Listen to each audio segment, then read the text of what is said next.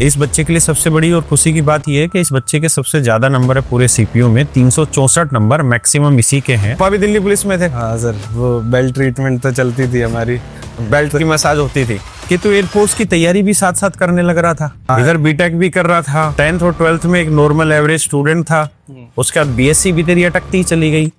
तो घर वालों को कुछ महसूस हुआ तेरे बारे में कि तू किस डायरेक्शन में चला गया? मम्मी भी कहती थी कि चल कोई नहीं, हो जाएगा हो जाएगा। पापा का, मम्मी का और भाई का सबका सपोर्ट रहा है। तो कब तुझे ऐसा महसूस हुआ कि यार अब अंधेरा ही अंधेरा है फ्यूचर में, अब मुझे मेहनत करनी पड़ेगी और कोई सरकारी नौकरी लेनी पड़ेगी? एक तो कंटेंट आजकल इतना अवेलेबल है कि बंदा सोचता है कि इससे भी पढ़ लूँ, इधर से भी पढ़ लूँ, इधर से भी पढ़ लूँ। सच बात यह है कि आपसे कोई गलतियां हो गई ना पीछे, तो वो हो चुकी हैं।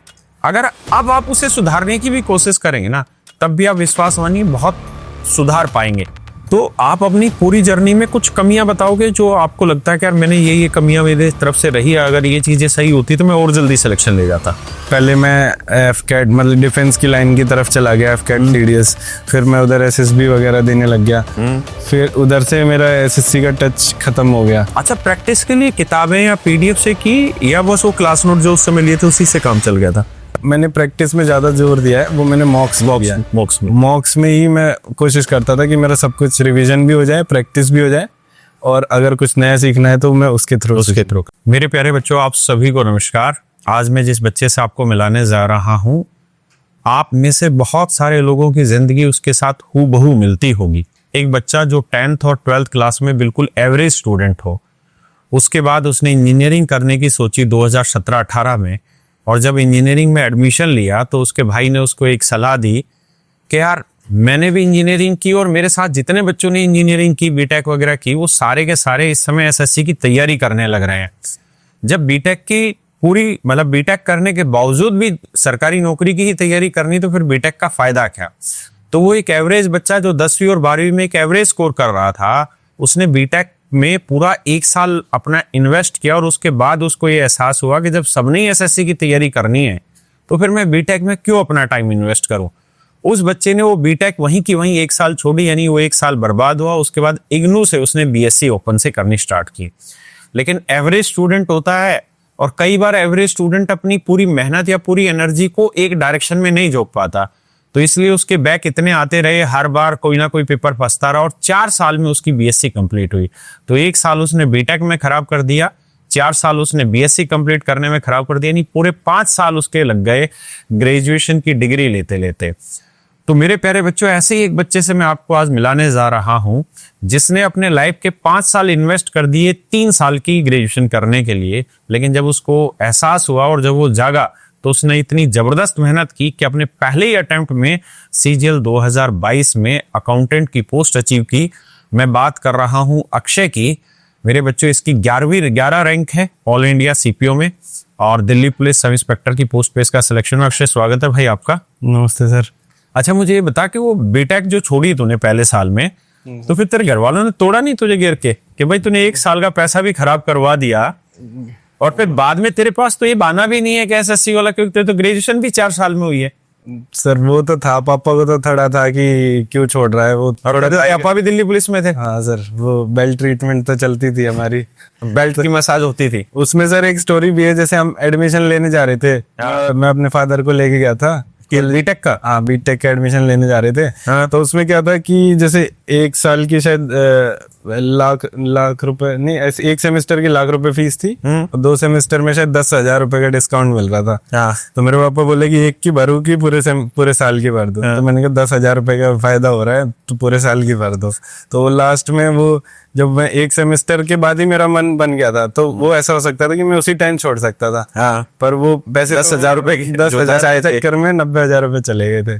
तो पूरा 1 साल लगा के आया। 1 साल वहां पे। तो वो जो डिसीजन था, वो कोई तो देखो, एक तो होता कि मन से हरामखोर थे हम सर, इसलिए हमने छोड़ दिया। दूसरा ये नहीं था कि नहीं सर हमें विजन दिख गया था कि हमें एसएससी करना है तो इसलिए छोड़ दिया था। तीसरा ये था कि बस छूट ही गया, हो ही गया जो होना था। कारण क्या था वो? कारण तो सर उसमें ये था कि थोड़ा वो बीटेक एक तो टफ भी होती है, तो उसमें मन में वो हरामखोरी वाला तो था कि चलो ठीक है घर चले जाएंगे, थोड़ा वो हो जाए। क्योंकि मैं यहाँ नोएडा में था, घर से बाहर रह रहा था, तो वो था कि चलो घर चले जाएंगे, वहाँ थोड़ा घूम फिर लेंगे, मौज मस्ती होती रहेगी। तो फिर जब वो ये इरादे थे तो फिर बीएससी क्यों की, बीए करता? वो सर यही तो सबसे बड़ी गलती हो गई, जो 4 साल लग गए ना। मेरे को अगर इतनी इन्फॉर्मेशन होती कि बीएससी में इतनी दिक्कत हो जाएगी और ओपन से, मैं सोचा ओपन में तो इंजीनियरिंग के बाद ओपन में तो क्या ही होता होगा, पास हो जाते होंगे ऐसी। और कईयों ने गलत फहमी कर रखी होती है कि ओपन में पास कर ही देते हैं। हाँ। जबकि सच बात यह है कि अगर आप रेगुलर कॉलेज कर रहे हैं तो आप पास होने के और अच्छे नंबर आने के बहुत ज्यादा चांसेस हैं। कारण क्या है कि जो इंटरनल असेसमेंट और उसके जो नंबर मिलते हैं वो ओपन वाले में नहीं मिलते हैं। और लगभग 2005 के बाद से ग्रेजुएशन के यही हालात है कि जिन बच्चों ने भी ओपन से ग्रेजुएशन की हुई होती है उनके नंबर उनकी मेहनत के हिसाब से नहीं आते, जबकि जो रेगुलर में कर रहे होते हैं उनके नंबर ज्यादा आते हैं। क्योंकि सर वो लेक्चर भी इतने नहीं होते ओपन वाले, मतलब रेगुलर वालों को तो लेक्चर और वो क्वेश्चंस भी मिल जाते हैं कि हाँ थोड़ा आसान, और फिर उनका इंटरनल असेसमेंट के भी स्कोर रहते हैं। हाँ, वो भी काफी फैक्टर्स रहते हैं।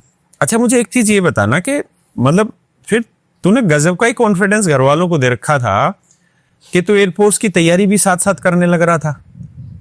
हाँ, इधर बीटेक भी कर रहा था, 10th और 12th में एक नॉर्मल एवरेज स्टूडेंट था, उसके बाद बीएससी भी तेरी अटकती ही चली गई।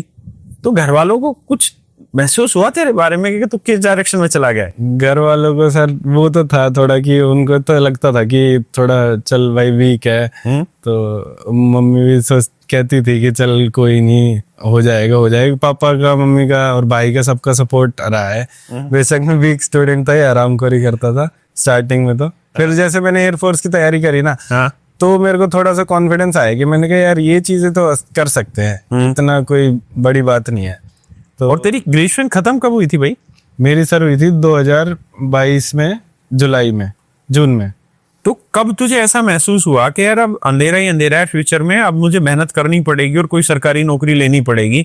मतलब ऐसे 3 साल की चीज 5 साल में करेंगे तो फिर जीवन खराब हो जाएगा। सर वो ग्रेजुएशन मतलब जैसे था कि ग्रेजुएशन जब मेरी कंप्लीट नहीं हो रही थी तो उसका एक बड़ा रीजन था कि मेरा तैयारी पे ज्यादा जोर था। एग्जाम लास्ट से एक नहीं निकला था उस समय एयरफोर्स का? उस समय नहीं निकला था सर। जैसे मैंने तैयारी 2019 में स्टार्ट करी, उस टाइम तो थोड़ा तैयारी भी हल्की थी, बैक भी मतलब वो बेस भी अच्छा नहीं था, और थोड़ा वो हरामखोरी वाला रीजन भी था, तो उस वजह से नहीं निकली। फिर कोरोना आ गया, जो कोविड आया, तो उस टाइम पे मैंने अच्छी मेहनत करी क्योंकि ज्यादा डिस्ट्रैक्शन नहीं थी, और वो पूरा टाइम यूटिलाइज कर दिया। हाँ, वो पूरा टाइम जो वो वाला फेज था ना, उसमें मतलब चेंज हो गया लाइफ। वो Life तो change हो हाँ, गया। वहाँ से serious कोविड से जैसे लोगों की लाइफ चेंज हुई है ना, मेरी वहां से लाइफ चेंज हो गई। तो तेरा जब पीक टाइम था तैयारी का, तो उस समय लगभग कितने घंटे देता था अपना, और शेड्यूल क्या रहता था पीक टाइम जब था तब? पीक टाइम पे सर ऐसा था कि दिमाग में यही चलता था कि अब ये पढ़ना है, अब ये करना है कवर, और जैसे जब आँख खुलती थी उस टाइम से ही चालू हो जाता था, और ऐसे खाना पीना खाया, और पूरे टाइम दिमाग में यही है कि मॉक देना है, ये लेक्चर कवर करना है, सब कुछ मतलब दिमाग में पूरे टाइम वेस्ट छोड़ दिया था? टाइम वेस्ट बिल्कुल खत्म हो गया था। और उस समय डिस्ट्रैक्शन जितनी भी थी सब बंद? सब सर, मैंने तो फोन ही हटा दिया था, फोन ही नहीं रखता था मैं उस समय के दौरान? हाँ जी, जिस समय हुआ, वो कोविड के बाद से मेरे से तो जो मेरे फ्रेंड सर्कल था वो बिल्कुल वो डिस्कनेक्ट हो गया था कि उनको यही नहीं पता था कि बंदा है भी कि नहीं है। देखो तरीका भी यही रहता है कि आपने जितना भी, एक बच्चा होता है कि थ्रू आउट स्कॉलर रहता है, धीरे धीरे मेहनत करता रहता है, एक टाइम पे कामयाबी मिल जाती है। एक ऐसा बच्चा होता है जो एवरेज स्टूडेंट होता है, उसके लिए तरीका भी यही है कि एक स्टेज के बाद उसे अपने आप को इवेल्युएट करना होगा और पूरी ताकत झोंकनी होगी। तो एग्जैक्टली जब तू सीरियस होके बैठा तैयारी करने के लिए, तो कौन से साल की बात है ये? सर ये जैसे कोरोना का वो लगा था लॉकडाउन, उस टाइम पे मैं सीरियस हो गया था। मैंने जैसे मेरे को टाइम भी मिल गया था कॉलेज से, क्योंकि क्या हुआ था कि जैसे एयरफोर्स का एग्जाम मेरा हुआ नहीं। मैंने कहा और कोई ग्रेजुएशन के बगैर तो और कोई ज्यादा अपॉर्चुनिटी है नहीं, तो मैंने कहा कि अब ग्रेजुएशन की तरफ चलते हैं। तो वो ग्रेजुएशन की तरफ मैं गया, तो उस टाइम पे जैसे मैं अपने जो भी मेरे बैक वाले पेपर थे वो सब क्लियर करने की कोशिश कर रहा था। अच्छा। तो उस टाइम पे फिर लॉकडाउन लग गया, कोई एग्जाम नहीं हो रहे थे, तो उस टाइम पे मैं खाली टाइम था। तो स्टार्टिंग में लॉकडाउन लगा तो मैं थोड़ा मूवी वगैरह, वेब सीरीज वगैरह देखता रहा। तो भाई था मेरा, वो पढ़ता था साथ में। अच्छा। तो उसको देख के थोड़ा मोटिवेट हुआ मैं, फिर पढ़ने एक बार बैठा। फिर उसके बाद तो पता नहीं क्या ही हुआ मेरे को कि पढ़ता गया, फिर इंटरेस्ट भी आता गया, मॉक दिए, स्कोर बढ़ने लग गया धीरे धीरे। कहते हैं इंटरनल ज्योति जल गई। हाँ, वो उस टाइम पे जल गई है। अच्छा, जब तूने सीरियस होके जब तूने तैयारी कर, अच्छा इसका जो भाई अक्षय का वो भी दिल्ली पुलिस में सब इंस्पेक्टर है, और उसी दौरान जब ये बच्चा कह रहा है कि इसका बड़ा भाई तैयारी कर रहा था तो 2022 सीपीओ में उसका सिलेक्शन हुआ था दिल्ली पुलिस सब इंस्पेक्टर की पोस्ट पे। इसके फादर भी दिल्ली पुलिस में सब इंस्पेक्टर की पोस्ट से रिटायर हैं, तो पूरा परिवार ही सब इंस्पेक्टर बन रहा है दिल्ली पुलिस में, खुद भी जा रहा है। तो जब सीरियस होकर तैयारी करनी स्टार्ट की, जिस दिन आपको ये एहसास हुआ कि यार अब मुझे लगना पड़ेगा, तो उस दिन क्या स्ट्रेटजी बनाई थी कि मुझे कैसे करना है, कैसे कहाँ से चीजें उठानी है? क्योंकि अभी तक मुझे जो आपकी बातों समझ में आ रहा है कि जिंदगी थोड़ी बिखरी बिखरी सी थी, कुछ यहाँ से कुछ यहाँ से कुछ यहाँ से, और वो जब आप बिखरी बिखरी चीजों को जोड़ते चले जाते हो इस तरह से, तो लाइफ बहुत अच्छे से नहीं जाएगी। तो रणनीति क्या बनाई थी और कहाँ से क्या पढ़ना स्टार्ट किया था चीजों को? उस टाइम क्या था कि चीजें काफी सारी स्कैटर्ड थी। मैं कोशिश भी करता था, मेहनत भी करता था, पर रिजल्ट नहीं मिल पा रहा था। तो उस टाइम पे मैंने एक इंटरव्यू देखा था अपने, ये AIR 4 था वो, नवीन यादव करके, SSC CGL में। तो मैंने उनका ऐसे बाय चांस ऐसे इंटरव्यू देख लिया, तो उसमें मेंशन था गुरुकुल का, गुरुकुल में गया था वो बंदा। तो मैंने कहा गुरुकुल क्या है, तो मैंने थोड़ा ढूंढा, रिसर्च करा, तो उनकी इतनी ऐड वगैरह भी नहीं है, तो वो गुरुकुल श्योर, वो करते भी नहीं है, हाँ श्योर 60 ऐसे करके था। तो मैं उधर गया, तो उधर जैसे मैं गया वहां पे, मतलब मैंने उसकी वीडियो से देखा कि ऐसे रूटीन इतना डिसिप्लिन बनाते हैं। तो वहां गया मैंने वहां जाके देखा कि यहाँ पे फोन भी अलाउड नहीं है, फोन भी नहीं देते वो, और सुबह उठा देते हैं, सुबह उठा के फिर पूरा शेड्यूल दे देते हैं कि ये सुबह आपको मैथ पढ़नी है, फिर दिन में आपको इंग्लिश पढ़नी है, पूरा वहां पे शेड्यूल फिक्स रहता है। तो वहां पे जब मैं गया तो बिल्कुल एक मतलब यूनिडायरेक्शनल हो गया कि मेरे को पता चल गया कि ऐसे काम करना है। तो वहां पे जो मैं 6-8 महीने रहा ना, वहां पे चीजें जाके जो बिखरी हुई थी वो एक जगह पे आ गई और समेट पाए उस, हाँ उसको मैं समेट पाया ऐसे। बिल्कुल ठीक है। अच्छा, रीजनिंग की तैयारी कैसे की? रीजनिंग का सर मैंने सच कोई मतलब पर्टिकुलर टीचर नहीं लिया, मॉक देता गया, जो टॉपिक वीक मिला यूट्यूब से वीडियो देख ली, कभी पीयूष सर की वीडियो देख ली। जैसे सीजीएल में अभी नया आया था ना 2022 से, वो सजेशन वो क्या था, स्टेटमेंट असम्पशन कंक्लूजन, तो वो मैंने उसमें सर की एक वीडियो देखी थी, छोटी छोटी सर ने वीडियोस डाल रखी थी। तो उससे उस टाइम पे क्या था, रीजनिंग में 2022 वाले सीजीएल में रीजनिंग ने बहुत गेम चेंज करा था। तो उधर मैंने वो वीडियो देखी थी, तो उससे मेरे को काफी फायदा मिल गया था, एज मिल गया था रीजनिंग में। रणनीति सर जैसे मैंने स्टार्ट करा था, तो अब मेरे लिए क्या था, कोई मतलब इतना मेंटरशिप वगैरह नहीं थी, भाई से पूछता था। तो और एक तो कंटेंट आजकल इतना अवेलेबल है कि बंदा सोचता है कि इससे भी पढ़ लूं, इधर से भी पढ़ लूं, इधर से भी पढ़ लूं। तो उसमें क्या था कि यही मेरी गलती हुई कि मेरे को इतना ज्यादा टाइम लग गया। और कि मेहनत तो मैंने 2020 से चालू कर दी थी, तो रिजल्ट तो 2 साल तो कुछ भी नहीं था। तो उसका मेन रीजन था कि इतना सारा कंटेंट था, कभी मैं इसकी वीडियो देख लेता हूँ, इससे ये टॉपिक पढ़ लेता हूँ, फिर नोट्स बनाया, फिर बाद में रिवीजन नहीं करा, फिर बाद में ये लग रहा है कि अब तो ये मैं भूल गया, अब दोबारा पढ़ लेता हूँ, फिर दोबारा 1.5-2 घंटे की वीडियो देखी, फिर नोट्स बनाए। फिर तो नोट्स हाथ से ही बनाता सारे? नोट्स कोशिश करता था हाथ से ही बनाऊं। सबसे पहली बुक जो उठाई थी वो आपकी क्लास नोट्स उठाई थी। अच्छा, कब उठाई थी? और ये 2019 में, जब तो XY की वो, क्योंकि उसमें कम मैथ आती है, आपके उसमें क्रिस्प में है बिल्कुल अरिथमेटिक, तो मैंने कहा इधर से कर लेते हैं 20-20, 30-30 क्वेश्चन। और सजेस्ट किसने किया? सजेस्ट तो भाई नहीं करी थी, बड़े भाई। हाँ, क्योंकि वो पढ़ रहा होगा तो उन्होंने सजेस्ट, हाँ वो पढ़ रहा था तो उसने कहा कि इधर से कर सकते हैं। और आपकी एक वो उस टाइम पे परसेंटेज की वीडियो भी थी, तो कोई ऑनलाइन नहीं पढ़ा था, ऑनलाइन नहीं पढ़ा। और उस टाइम कम मेहनत में भी लोग लगे हैं, अब बहुत लोग मेहनत कर रहे हैं और उसके बावजूद भी नहीं लग रहे। उस समय कम में भी इसलिए लग जा रहे थे कि लिमिटेड कंटेंट था, बहुत ज्यादा फैला हुआ नहीं था, और वो किसी भी रूप से एक ही चीज पे विश्वास करते थे, फिर उस पे लगातार लगे जाते थे। अब यही बात है, बिल्कुल सही बोला आपने। जैसे अब मैंने चेंज क्या करा अपनी स्ट्रेटेजी में, एक ही बुक, उसको मल्टीपल रिवीजन, एक ही वीडियो, उसमें लिख लिया कि ये 16, 17, 20, 25 नंबर क्वेश्चन है, यही देखना है एग्जाम से पहले, वही देख के जा रहे हैं, वही बुक रिवाइज कर रहे हैं। तो बिल्कुल रट गई है चीजें, रट गई, और वो फायदा भी करती हैं। अच्छा, अभी आने वाला जो वक्त है, अभी जैसे SSC CPO की अगर हम बात करें, तो अभी तो 30-30 मिनट वाला सेक्शन हो गया है, जो टाइम फिक्स वाला हो गया। तो उसमें आप किस तरह से देख रहे हैं कि आने वाले वक्त में क्या डिफिकल्टी लेवल रहेगा बच्चों के लिए, खासकर मैथ और रीजनिंग? तो मुझे लगता है हर कोई टाइम पे बैठा कर लेता है, मैथ वाले को कैसे सेट करते हैं?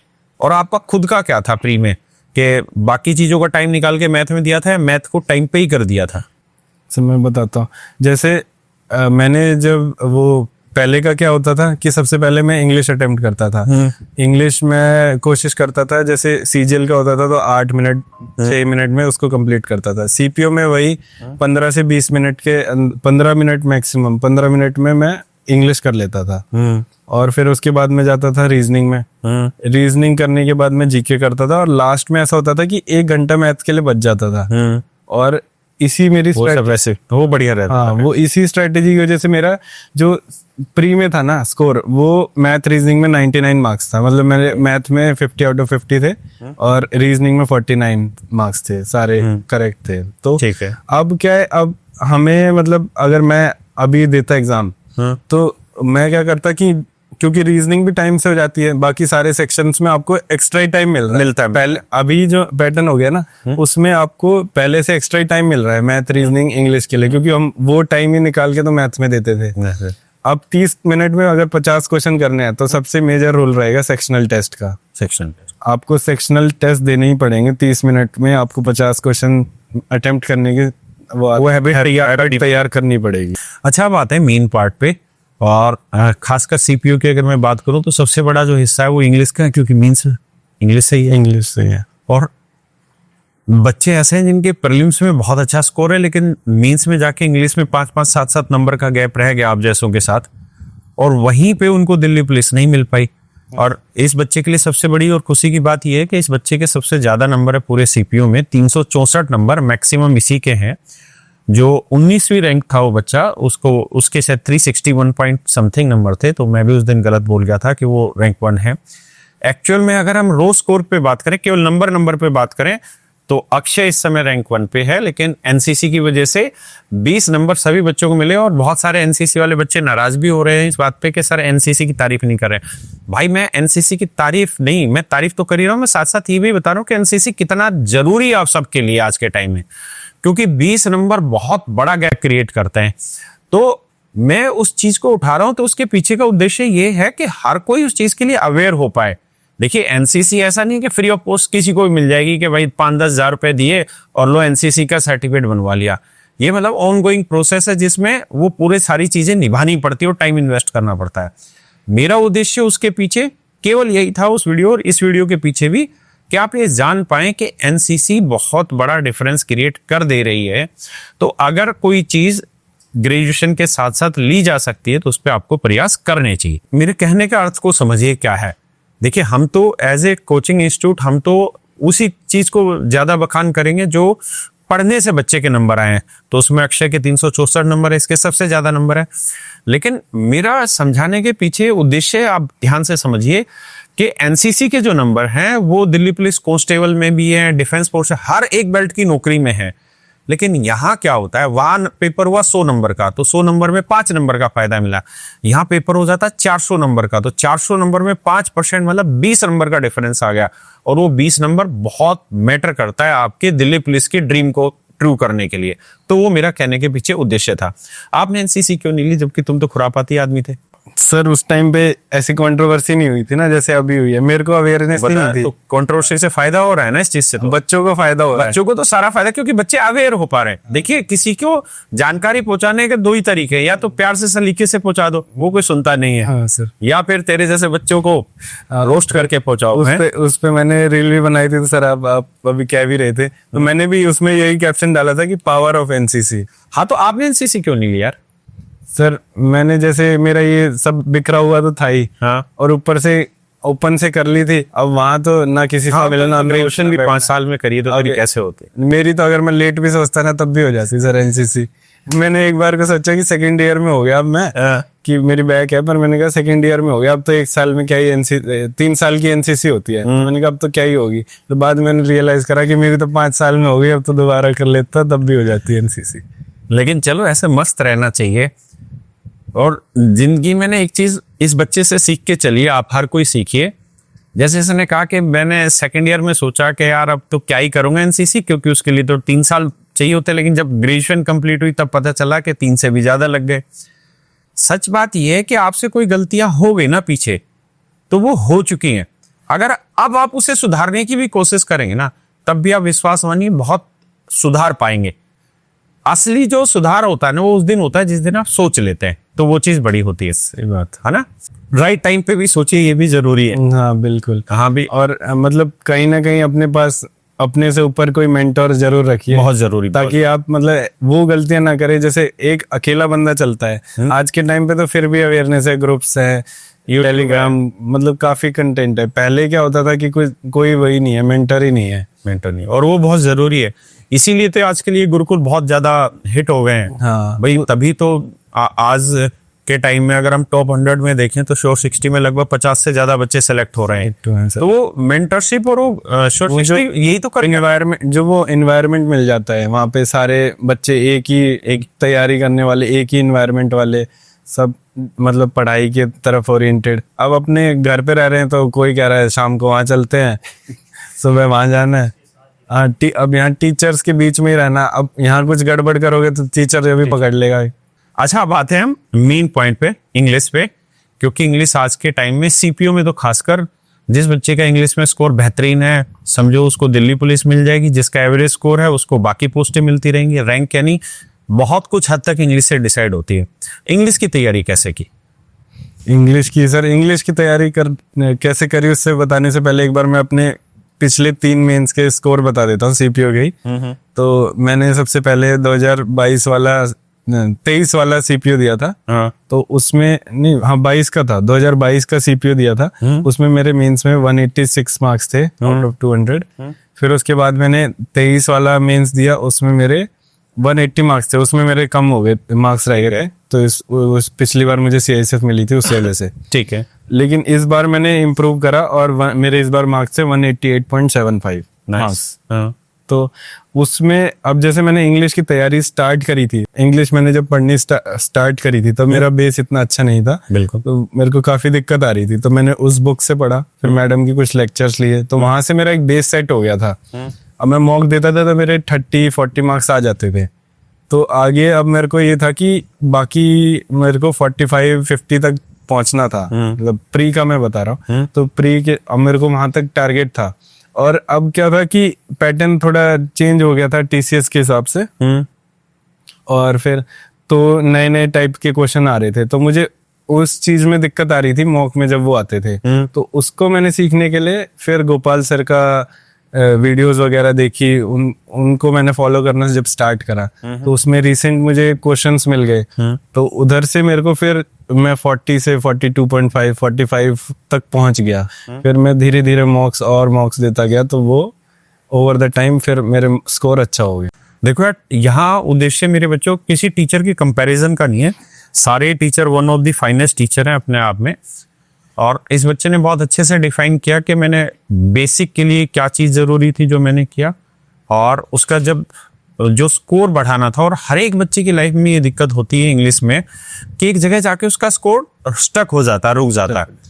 तो आपको किसी एक टीचर को फॉलो कर लेना चाहिए, उसमें कोई बुराई नहीं। इन्होंने जैसे गोपाल सर को फॉलो किया ताकि वो डेप्थ और अच्छे से चली जाए। और इस समय तो मैं जो बच्चों से और भी बात कर रहा था, हालात ये कि इंग्लिश का अब लेवल धीरे धीरे और टफ करते जाएंगे। चाहे अभी सीजीएल का लेवल देख लो, प्रीलिम्स का, या अभी मेंस आएगा, उसमें आप देखना कैसे तोते उड़ाएंगे। तो बहुत जरूरी है कि आप इंग्लिश को आज के टाइम में, आज करंट सिनेरियो में बहुत गहराई में जाके पढ़ें। अब इंग्लिश में ना ऊपर ऊपर से तैर के सिलेक्शन होगा ही नहीं जब तक आप गहराई नहीं नापोगे। और गोपाल वर्मा सर इस गहराई को नापने में बहुत माहिर है, और उन्होंने ऐसे ऐसे खिलाड़ी पैदा किए हैं जो एक एवरेज स्टूडेंट से रैंक 11 पे ले आते हैं। और इन बच्चों की मेहनत जो अपने आप में बड़ा योगदान है। तो इंग्लिश मेरे बच्चों आने वाले वक्त में अपना बहुत बड़ा रोल प्ले करेगी। तो मैं आपको यहाँ हमारे प्लेटफॉर्म के टीचर हैं इसलिए सजेस्ट नहीं कर रहा हूँ, इसलिए सजेस्ट कर रहा हूँ कि जैसे जैसे इंग्लिश में डेप्थ बढ़ती जाएगी ना, वैसे वैसे आप गोपाल वर्मा की स्पेलिंग ठीक करते चले जाएंगे, मेरा दावा है।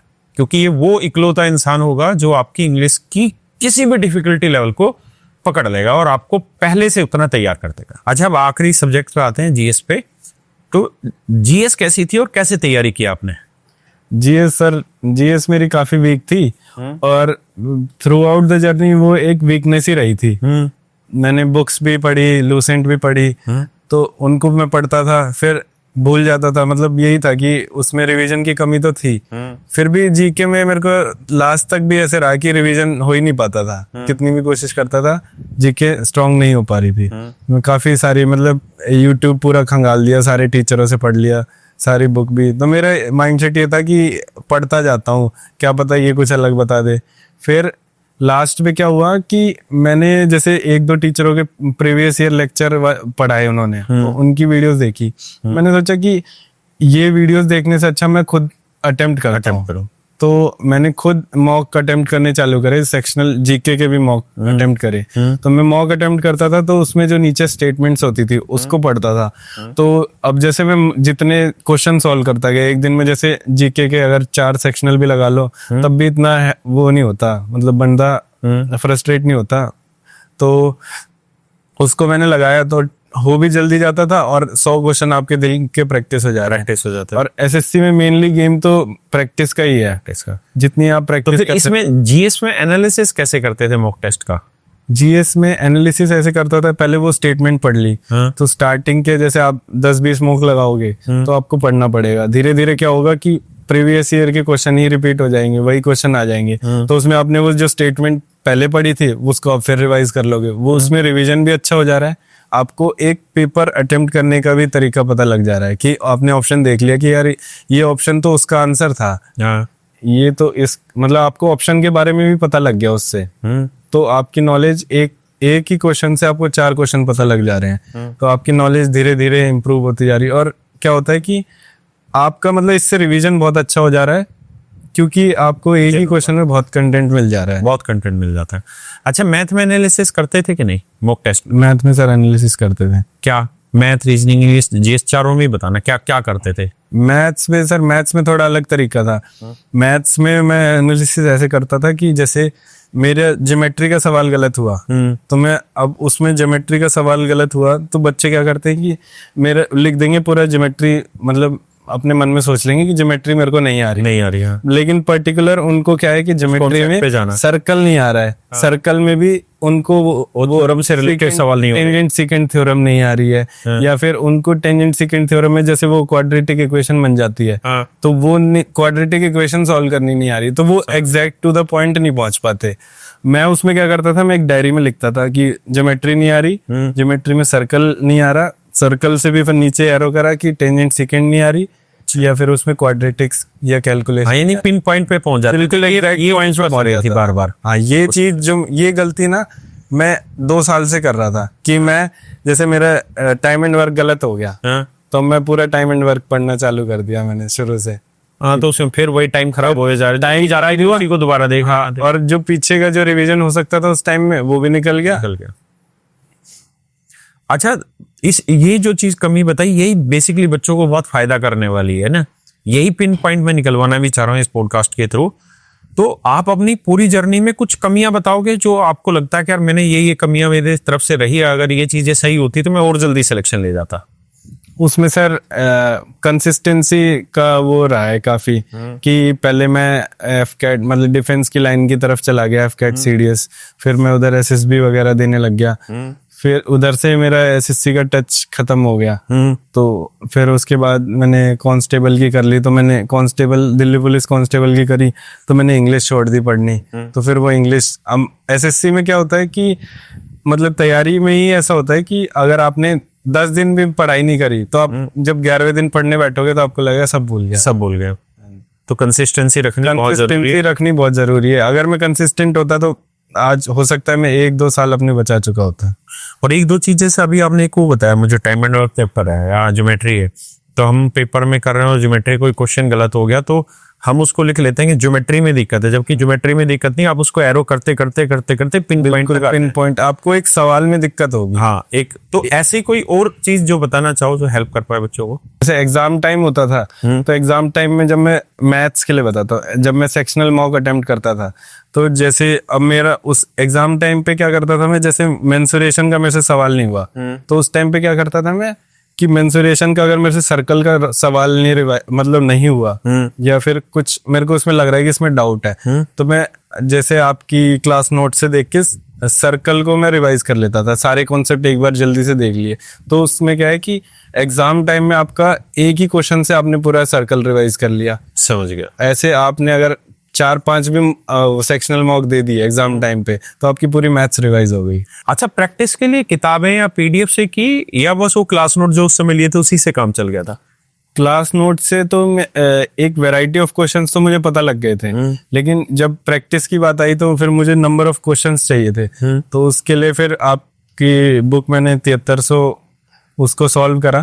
तो उसको सॉल्व करने के बाद मैंने उसमें अपने जो भी क्वेश्चंस मेरे को दिक्कत होती थी उनको मार्क कर लेता था। उसको फिर मल्टीपल रिवीजन, फिर मेनली जो मैंने प्रैक्टिस में ज्यादा जोर दिया है वो मैंने मॉक्स में दिया है। मॉक्स में ही मैं कोशिश करता था कि मेरा सब कुछ रिवीजन भी हो जाए, प्रैक्टिस भी हो जाए, और अगर कुछ नया सीखना है तो मैं उसके थ्रू। तो मेरे प्यारे बच्चों, मैं आप सबको भी यही कहना चाहूंगा, देखिए आप सब समझदार हैं, आप अपने जीवन को अपने हाथों से खराब नहीं करना। जो भी टीचर आज के समय में है ना, वो सब बढ़िया हैं, और ये प्रैक्टिकली मैं बात कहने लग रहा हूं, सब में 19-20 का बस इतना ही फर्क होता है। ऐसा कोई नहीं है कि कोई 10 है तो कोई 500 है, ऐसा कुछ नहीं है। फालतू के भोकालों में या रीलबाजी में मत अपने आप को इन्वेस्ट करिए। एक बार पढ़िए, तसल्ली से पढ़िए, बेसिक से पढ़िए, और विश्वास मानिए साल भर तो बहुत बड़ी बात कर रहा हूं, 6 से 8 महीने में ही आप देखेंगे कि आप सिलेक्शन ले जाएंगे 100%, अगर आप अपने रास्ते को फिक्स रखेंगे और कोई भटकाव नहीं करेंगे तो भाई अभी सिंट्यूब को, इस पॉडकास्ट को आखिर हिस्से में चलते हैं। अक्षय कुछ भी कहना चाहे बच्चों को अपनी तरफ से, कुछ मोटिवेशन, कुछ बच्चों को गाइडेंस, कुछ भी आखिरी में बताना चाहे तो बता। मैं ये कहूंगा कि एक टीचर पकड़िए और उसको मतलब उसको फाइनल मान लो कि ये क्योंकि कोई भी आजकल मार्केट में जो भी टीचर है तो वो सब टॉप टीचर है, टॉप क्लास टीचर है। उनका जो 10-15 साल का एक्सपीरियंस है ना, तो वो आप कितना भी मेहनत कर लो, मतलब उनसे ऊपर नहीं निकल सकते आप। तो आप एक बार एक टीचर को अगर ट्रस्ट करते हो ना, तो उसके साथ थ्रू आउट रहो, क्योंकि टीचर वो जो आप उसके पास जो उसने 15 साल 10 साल में जो चीज ली है वो आपको कोशिश कर रहा है कि एक कोर्स में लाके दे दे। तो आप मतलब एक टीचर को इस तरीके से ट्रस्ट करके चलिए और अपने ऊपर भरोसा रखिए। फेलियर्स तो सबकी लाइफ में आते हैं, आप अपने ऊपर भरोसा रखिए और सक्सेस जरूर आएगा।